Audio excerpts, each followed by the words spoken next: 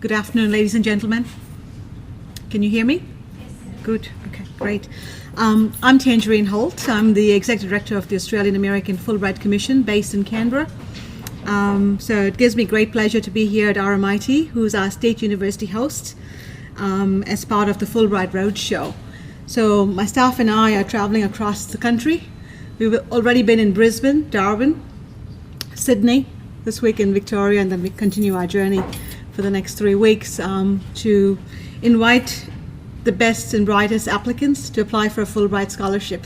So this session is for professional, senior scholars, and distinguished chairs information session. So I'm going to give a targeted presentation, and I just want to say welcome to folks, the universities online. We've just finished our postgraduate session and having targeted presentations this year to talk about our different categories of scholarships.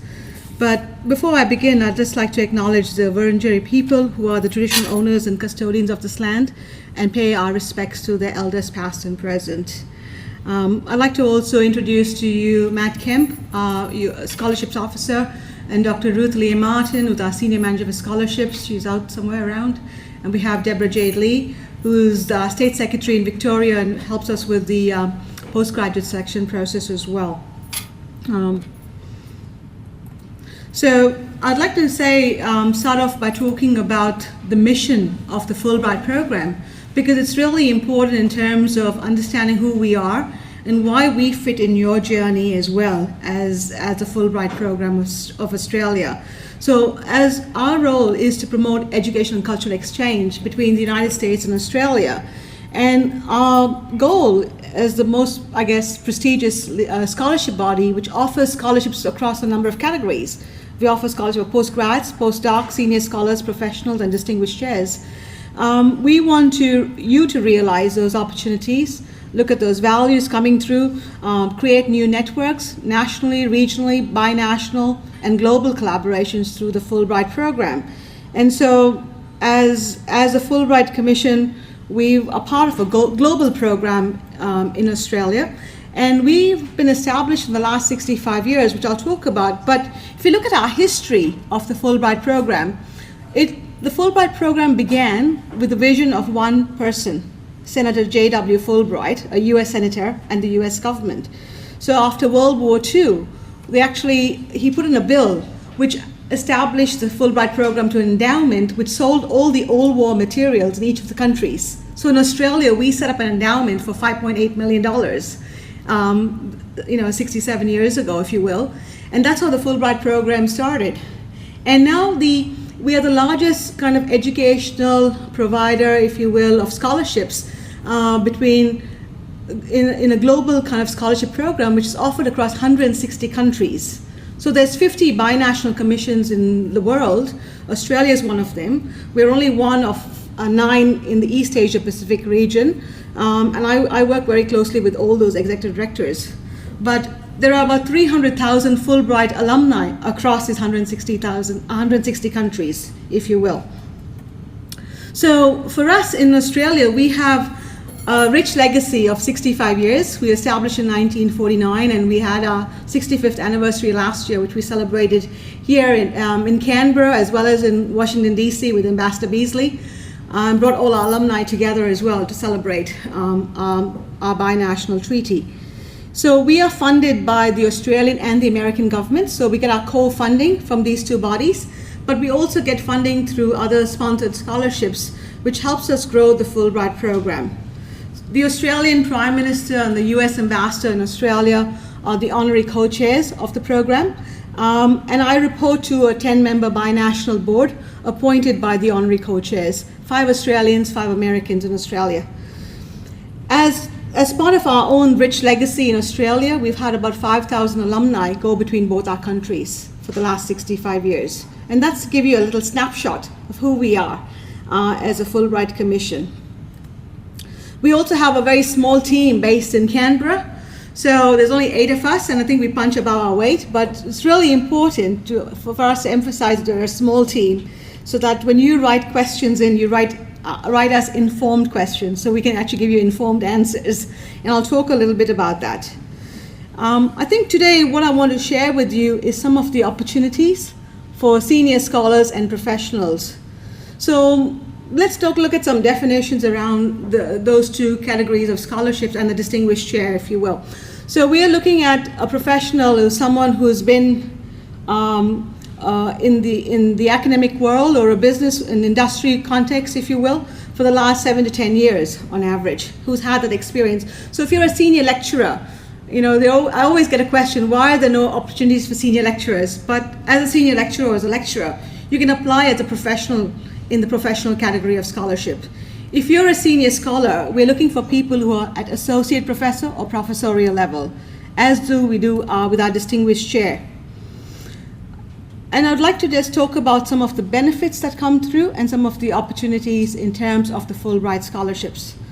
So our Fulbright professional and senior scholarships go for 3 to 4 months. It's a fabulous opportunity to take that sabbatical, to stop marking those assignments, get off all those admin committees that you serve on, and to think about yourself. It's about giving you some brain space, some space to think about what you want to do in your professional journey. So I guess the question today to ask you is, what do you want to be when you grow up? I know some of you are senior scholars and professionals, but you're never too old to grow up, and you're never too young to grow up. And so where does Fulbright fit into this professional trajectory of yours? And how can we be part of your journey, and how can you be part of our legacy as a Fulbright program? And so it's looking at this 3 to 4 months to give you that opportunity to do that particular project that you've been wanting to do, not write a book only, because you will not get a Fulbright just to write a book. It might be an outcome of what you end up doing, and that's fine, but you certainly would not get a Fulbright to say, I'd like time to write a book. So keep that in mind. So you'll get a good, generous stipend. You will have a travel allowance. Some of the scholarships give a dependent allowance as well. The US government gives you an ASPE insurance, which is kind of a medical emergency insurance of $100,000. But we always emphasize the importance of you taking more insurance in the United States because medical care is very expensive. Then the scholarship is valued up to $30,000 for these 3 to 4 months. And most of you I've never seen a Fulbright senior scholar or professional not to go on a sabbatical who did not get a salary or long service leave. So, in terms of value for money, I think the $30,000 should be the icing on the cake just to get you away from your current position, but give you that space to go to the United States. You will have access to a range of networks. Fulbright is widely known in the United States. It's so prestigious that every time you say you're a Fulbright scholar, it gives you a different badge of honor that you actually represent your country as well. We do have an orientation program for you. We bring all our scholars together once they're selected, both the Americans and the Australians. We actually have a binational orientation, and we held it in Perth this year, and we flew out about 48 of our scholars together. And I can't tell you what a difference it makes in education cultural exchange and the networks, the bonds, the friendship. And that's one of the things I want to say to you. When you look at the Fulbright scholarship, and yes, funding is important, but think of it as being a priceless opportunity for you to do what you want to do at this time of your journey. Now, in the United States, we work with the Department of State, the US Department of State, but also with CIES, which is the Council for the International Exchange of Scholars. It's really important for me to emphasize for the professionals, the senior scholars, the distinguished chairs, and the postdocs. We work with this administrative body from the application process simply because they actually become your support system in the United States. And they're really wonderful in terms of our colleagues at the CIES who will support you through your visa process and while you're on the Fulbright. They also organize a number of enrichment opportunities for scholars and professionals from other countries on the Fulbright, and they bring you together. So as a Fulbright scholarship body, we have the general professional and the general senior scholars. All of you will apply in those categories. But in addition, what we are saying to you, think about the sponsored scholarships and where in your discipline or your practice area that you might consider in addition to the general category, one of these sponsored scholarships or more. Okay, so we are about multiplying your opportunities in one application. So think strategically which scholarship will be the best for you to apply in addition to the general, professional, or the senior scholar category of application. So we have what is called the Fulbright Professional Scholarship in Australia, United States Alliance Studies. This scholarship is sponsored by the Department of Foreign Affairs and Trade. So it's looking at, for people in public policy and political strategic studies, to go to the United States and to work in a particular area. You certainly can go to a host institution in DC, or you might go to the University of Texas, Austin. There's a whole range of strategic opportunities for you. So Adam Lockyer is our 2015 Fulbright Professional Scholar who's going to Washington, DC. And he's going to be working with colleagues there on his particular project. And I'll ask you to go online and review some of their profiles as well. It's really important to start looking at the profiles and the diversity of the applications that have come through. And this scholarship is also worth about $30,000.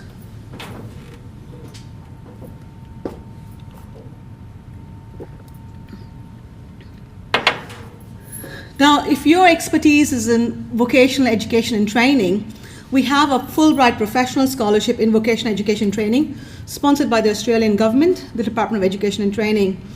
It gives you an opportunity as employees of the vet sector or training leaders in business and industry to undertake a project. And can I say that as professional and senior scholars, we're not expecting you to do a program of study and go and do a degree. This is your 3 months of work, 3 to 4 months of doing a project. It's a professional development opportunity. So you might, as part of your study, you might do interviews, you might shadow people, you might investigate a new line of research, a new theory, anything that you think about, okay? We are open to these kind of ideas. But for this particular study, for the vet sector, you really have to articulate very clearly that you want to be considered for this scholarship, and then to outline some of the key outcomes of your proposed program that is going to benefit this particular sector on your return to Australia. And that is really important. Always see the sponsored scholarships as opportunities of connecting to that particular discipline or practice area.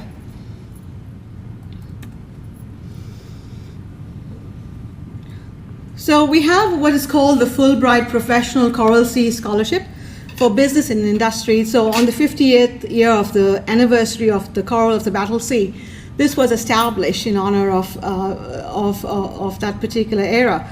And it's a short study or a course, again, a research project to do in the United States, and it gives you the opportunity in business or industry to change certain practice.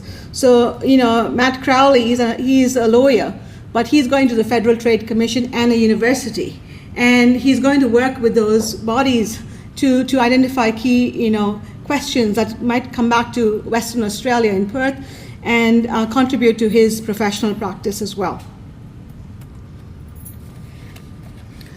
If you're interested in the nonprofit leadership area, I think the Fulbright Professional Scholarship in Nonprofit Leadership, which is sponsored by the Origin Foundation and the Australian Scholarships Foundation, is really a wonderful opportunity to help support the third sector.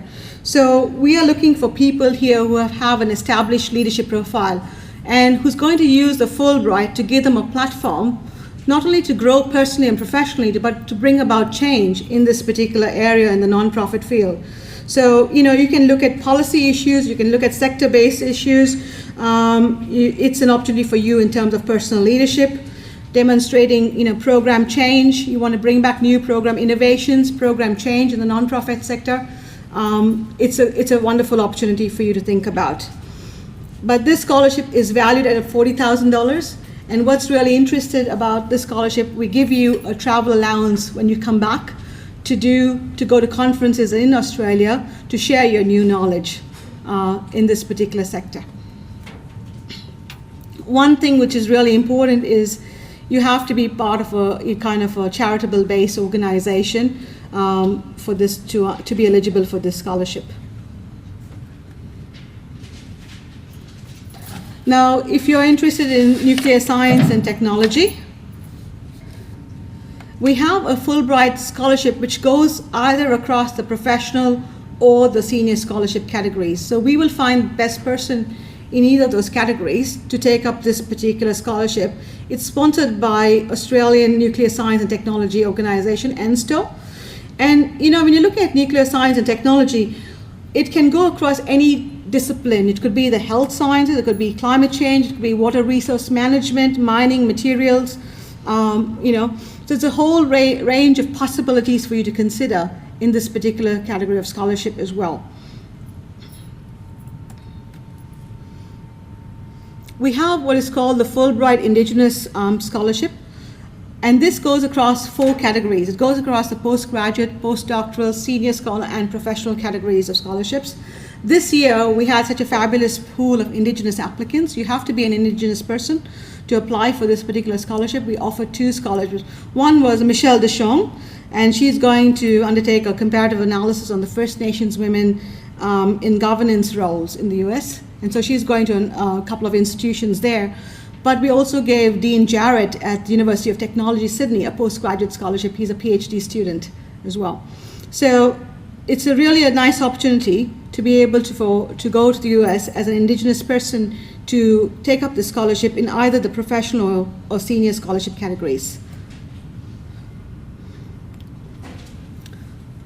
So one of the partnerships I wanted to talk about today is we have a partnership with Kansas State University, and it's really the first American university who's come on board to sponsor a Fulbright Commission in setting up this kind of scholarship program. So they've come on board to sponsor 2 scholarships. One is a distinguished chair in agriculture and life sciences. It's the only Australian distinguished chair we have as a Fulbright Commission to go to the United States. But just understand this, the Distinguished Chairs is one of the most prestigious scholarships in the whole Fulbright program globally. There are about 42 Distinguished Chairs globally. Australia will hold 6 of them next year. We'll have 1 Australian, 5 Americans coming through. And these are through significant sponsorships coming through and approvals which go through the rigor in getting these established. Takes me about 14 to 18 months, literally, to get this established, because it goes through so much of process in addition to finding the funding. But Kansas State University is going to sponsor a distinguished chair for 6 months to go to Kansas State University. You'll have your accommodation, a generous, travel allowance, stipend, even a lecture tour in the United States to do public lectures. We also will actually, have seminars, and we're looking for people who can actually make a difference and build institutional linkages in this, and it's valued at up to $60,000. And this year, Professor Anthony Mader from University of Western Sydney is going to Kansas State University. So Kansas State University also sponsors a second scholarship, which is the Fulbright Senior Scholarship. So if you're a senior scholar, you can apply in the general category, but you can also apply for Kansas State University. And there's specific guidelines in the application to go through to articulate and process these. So I will encourage you to go through and ask to read those guidelines, because we're looking for people who are tenured or on a tenure track, who want to build partnerships with the United States, but also bring back new knowledge. Scott Chapman, he's from the CSIRO, and he's going to Kansas State University. And although the senior scholarship is usually for 3 to 4 months, Kansas State University has given extra funding to ensure that experience continues and builds those relationships. So they've extended it to about 6 months for about $54,000. So they're very generous, and they want to create new partnerships in terms of Australia, and it's part of their international engagement strategy. And this was set up as a result of a Fulbright alumnus who is from Kansas State University and is very actively involved with the commission.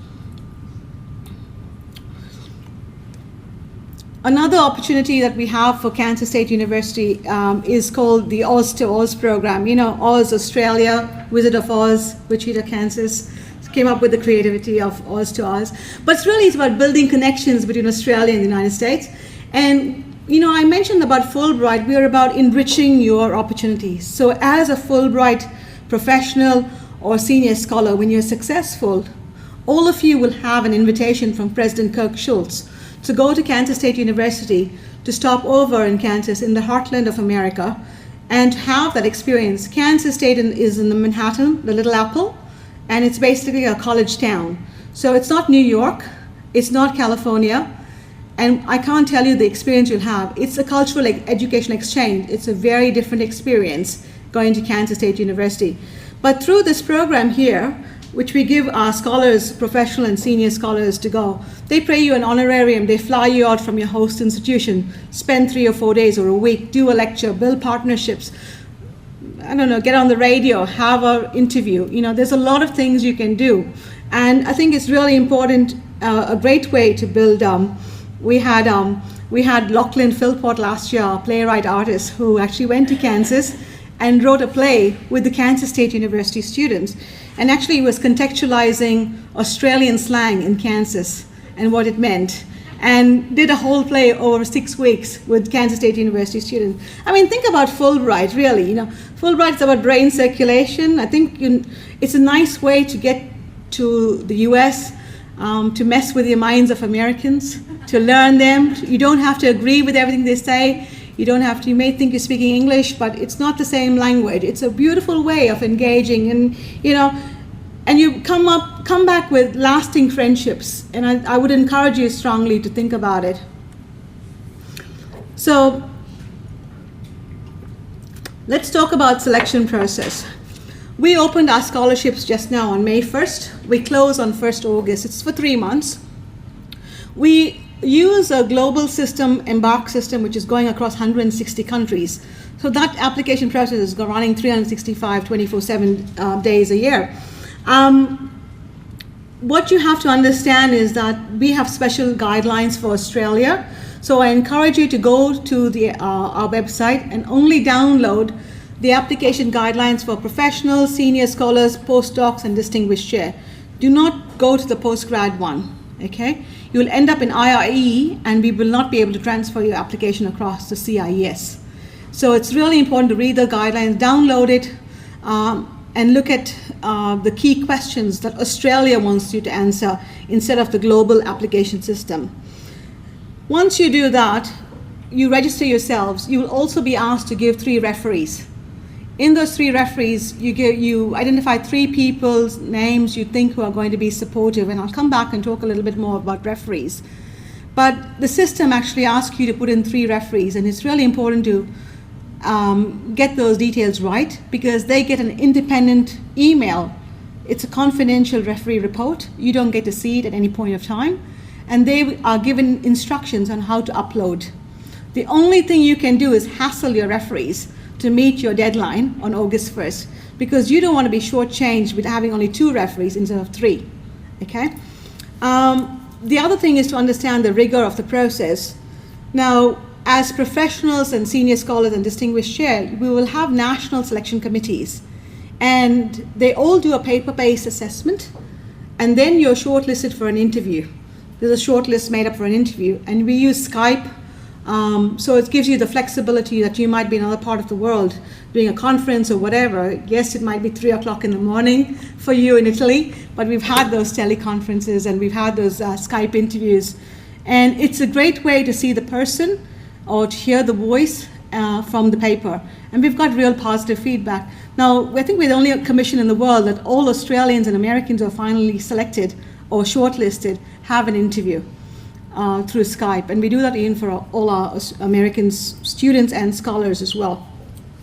So once that process happens, it goes to the National Selection Committee, and then final recommendations are made to my board, the binational board. They review that. It goes to the Department of State. They review everyone who's been shortlisted and recommended and put forward. Then it goes to CIES. They're looking for the checks and balances as well. And then it goes to the Fulbright Foreign Scholarship Board for review and approval. So you see, you don't understand in terms of the hurdles you are jumping behind the scenes, and we are progressing it. And that's why, even though we finish our closing the application on August 1st, you will hear from us sometime in the 1st or 2nd week of December about the outcome. But usually your interviews will take place sometime in September, okay? So those are the dates. We'll be advertising the dates very shortly online, so keep those dates available or think about it, and organize your schedules accordingly, because you're very busy people, but you don't want to miss your opportunity of an interview. Another key point as professionals and senior scholars and distinguished chair to think about, your scholarship begins between July 2016 and June 2017. So it's a good opportunity for you to forward plan what you're going to do almost like 15 months or 18 months in advance of this. And be very strategic about your time when you want to go to the States. You don't want to choose their summer holidays because no one's going to be on campus to support you or you to have that full or wholesome experience. So I always recommend that you're going through the semester period, the fall semester, August, September, October time, or it's a spring semester, January, February, March, April. Those are good months to engage. There's a lot of activity in the States in the academic world happening. So some of the selection criteria we're looking for is about you and your academic excellence, your professional excellence you're bringing to the table, your experience, your expertise. It doesn't mean to say that, oh, I had a gold medal when I was a postgraduate, I have to get a Fulbright now. I can tell you many times I've turned down a gold medals because one of the things is that we were looking for a package. We're looking not only for the best and brightest, but we're looking for people who can actually have ambassadorial skills, who can be able to articulate and think about not just the self, but also, I guess, what it's going to do for the discipline, what's going to do for your practice area. So it's really important in terms to demonstrate your professional excellence. Yes, you can show us your, the number of articles you've written. I get always questions about how many high impact factor journal articles do you need? And they're looking at different things, but we're not counting journal articles at that point of time. We're looking at what you're going to be doing in this whole program of study or research. So your relevance of your proposed program is really important. So I'm going to make a strong statement here and request you not to cut and paste your ARC or NHMRC applications. It doesn't work for the Fulbright. And you can see it when it's just a cut and paste job. Fulbright is not just about your research excellence. We are looking for a number of other features coming through in terms of what you're going to be doing. So it's an opportunity for you to consider. Yes, it might be a spin-off from your ARC or NHMRC work that you want to investigate. It might be a new research question that's come out. But we've seen people where they just cut and paste. And sometimes they even forget to take out the applying for the ARC. You see the ARC words coming through in that. So I'd always say, do your review very closely of your research project. Again, it's a very simple application. It's about your key objectives, what you want to achieve, and I think it's about the feasibility of the study. So do not try to impress the committee that you want to do an 18-month project in 3 to 4 months. We know it's not possible. So be realistic about what you can do, and we're looking at the holistic experience as a Fulbrighter. Potential outcomes, so what's the multiplier effect of your research or this particular professional development opportunity? What are you going to bring back? What's the transformation you're expecting? What's the multiplier effect of this research? Are there new partnerships? Are there new linkages? Are you going to change your teaching, learning practice? Are you going to look at joint PhD programs, joint master programs? It's looking at bigger picture thinking, about what you're going to be doing as a result of your of this experience in the United States. So I think you can think, big picture here, and think about if this is your destiny and this is what you want to do, what would you like to bring back, and what change would you like to make as a Fulbrighter? So your ambassadorial skills are so important in the interview. It's a really nice way to present who you are and what you and your personality. Bring your personality to the table. The committee would love that. They engage you, they ask you questions, and they feel free to go through your application on different aspects and to be able to ask those questions. And of course, being an Australian American Fulbright Commission, we are looking at Australian citizens only. But if you are a dual national with the United States, you're ineligible. But if you're a dual national, say with the UK or any other country, you're eligible, okay? It's just making sure that you don't have permanent residence in the United States to go. We're trying to send Australian citizens to the US.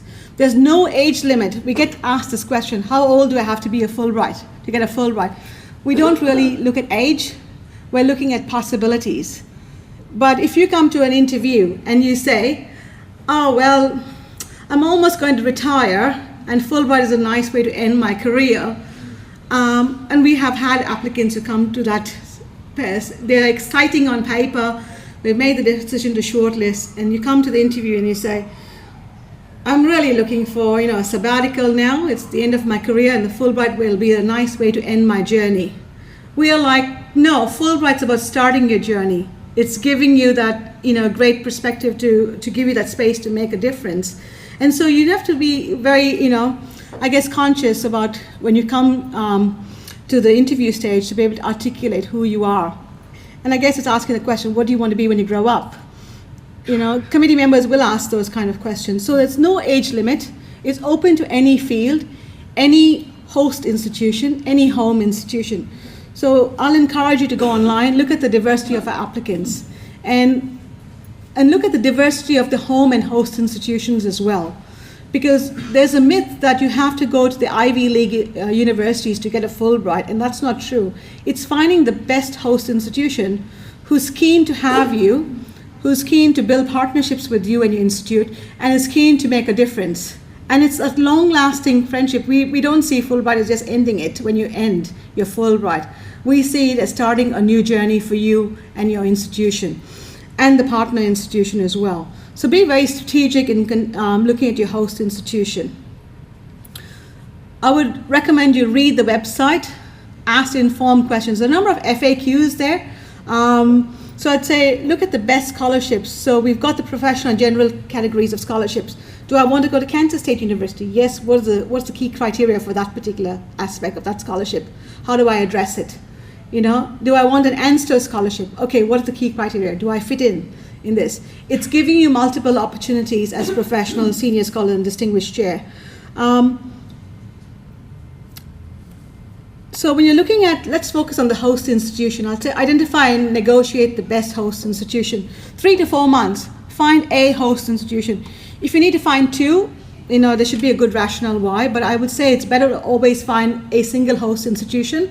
And then you can do travel around to other places, because it makes it much easier from an admin point of view, but also from, I guess, for you having some kind of stability in a host institution. The host institution will have to give you a host letter of invitation. Think of it as a 4th letter of reference, if you will.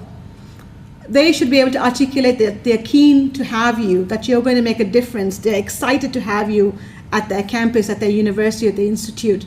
And, how are they going to engage you? Why is it important to have you as a senior scholar professional? What expertise do you bring? Those are important aspects to come through in the host letter of invitation. It's not about, I'd love to have Professor John Doe there, and he's going to have access to, library, and we're delighted to have you. That won't cut it in terms of a host letter of invitation. So it needs to be something really, thinking of it as more a referee letter, but it's more about having you there and your presence making a difference. Another key point I want to make is about supportive referees. You need 3 referees. So as professional and senior scholars and as distinguished chair applicants, you have to realize that many people are applying for the Fulbright scholarships, but it might be your referee who's applying for a Fulbright scholarship as well. And I've seen that come through, okay? And it's really important to understand that they also might be giving referee letters to other applicants. And where do you fit in that grading in this particular professional referee's mind? So identify 3 people who could articulate who you are as a researcher, as a professional, what you bring to your research, what do you want to change, maybe in your leadership capacity, in your community engagement. Those are so important aspects.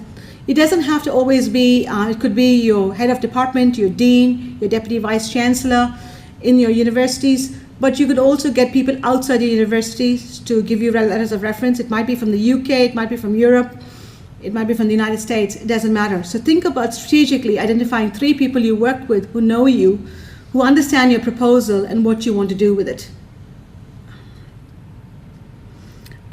And so another key point is to understand that we have multidisciplinary panels who look at your application. So write in plain English. If you're from the arts faculty, get someone from the sciences to read it. If you're from the social sciences, get someone from the hardcore sciences to read it. It's all of those things. Get that multidisciplinary aspect coming through your application and write in plain English. I mean, we have people who said they're mathematicians and they've got these great formulas, but we want to know what those formulas mean. And rather than writing us 10 pages of formulas, we want to know what you want to do with this. Are you going to make a difference in STEM education? What are you going to do with this particular, are you investigating a particular theory? So it's kind of looking at what's the outcomes you want to do with your particular research as well. And I can't stress enough to use the right application. We've had many a senior scholar and professionals who use the wrong application.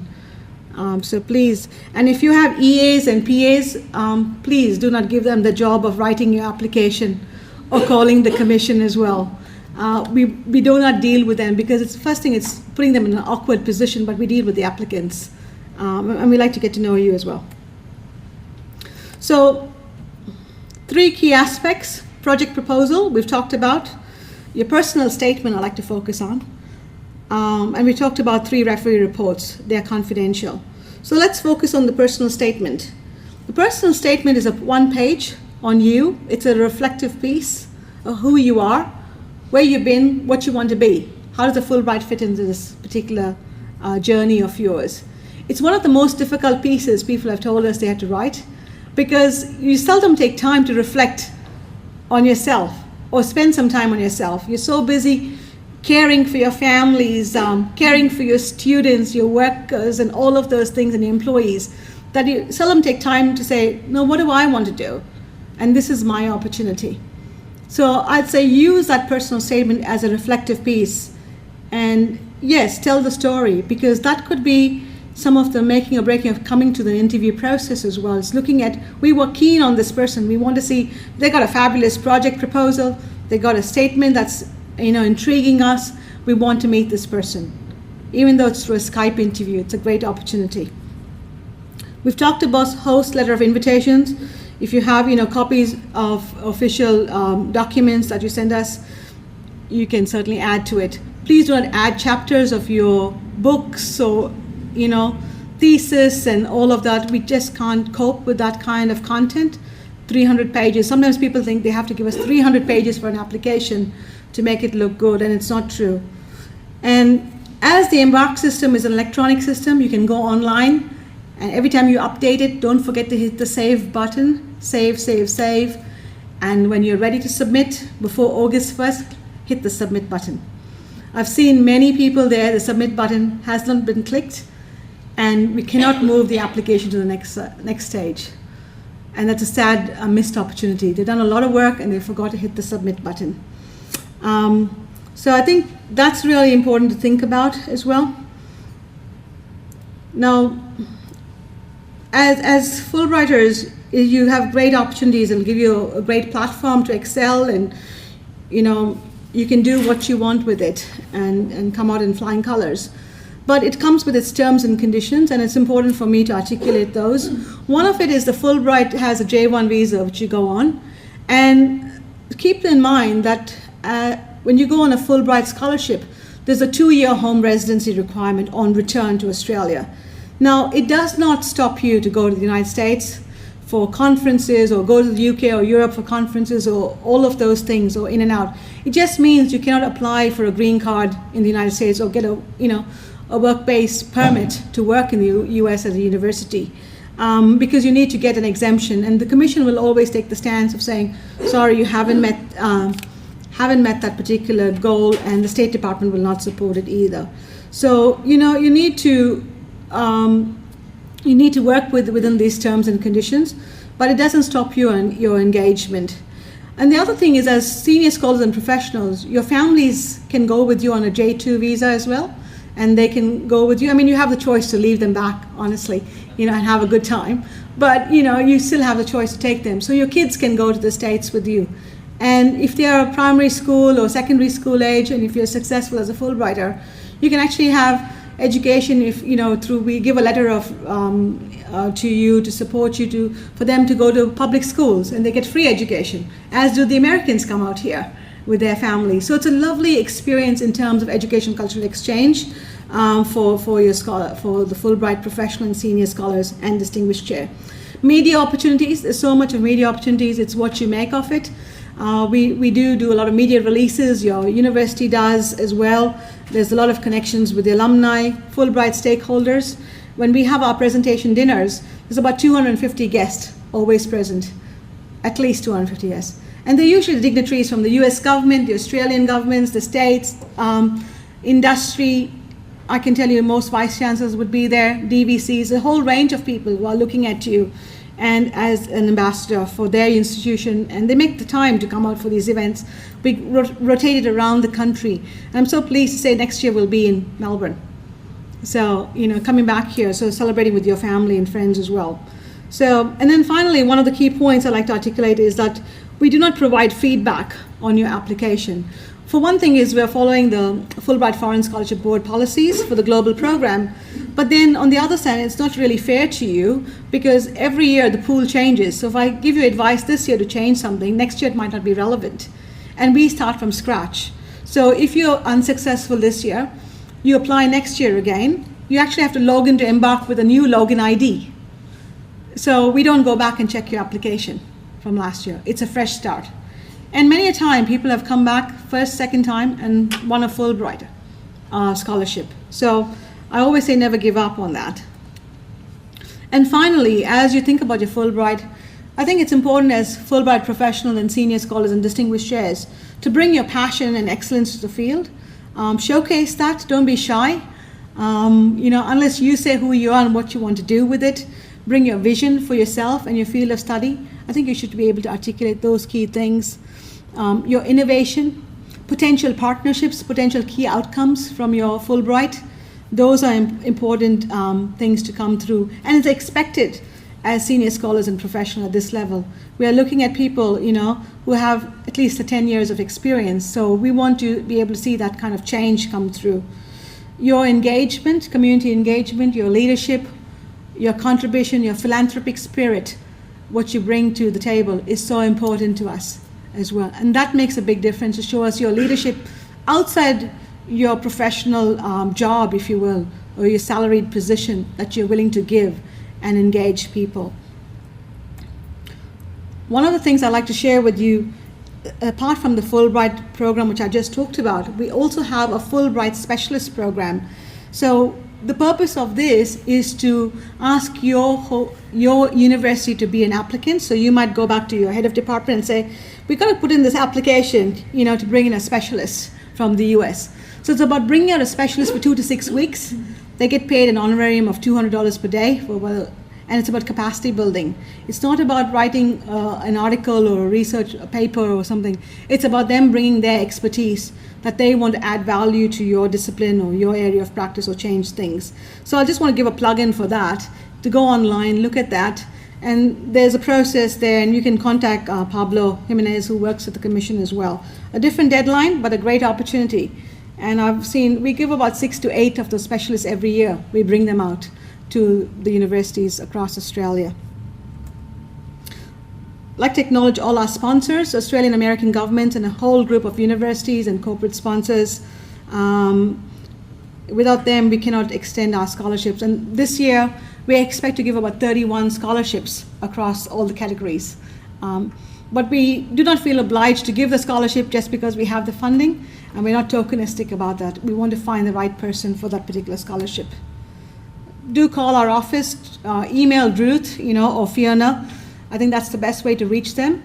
But ask some targeted, specific questions after you've read the FAQs. And if something's not clear or you need some assistance, we cannot review your applications, but we can certainly give you any key ideas on things that you need to ask. So ask informed questions. And let me say thank you to you again for making time in your busy schedule to have us here. And thank you for listening. I'll take any questions from you now.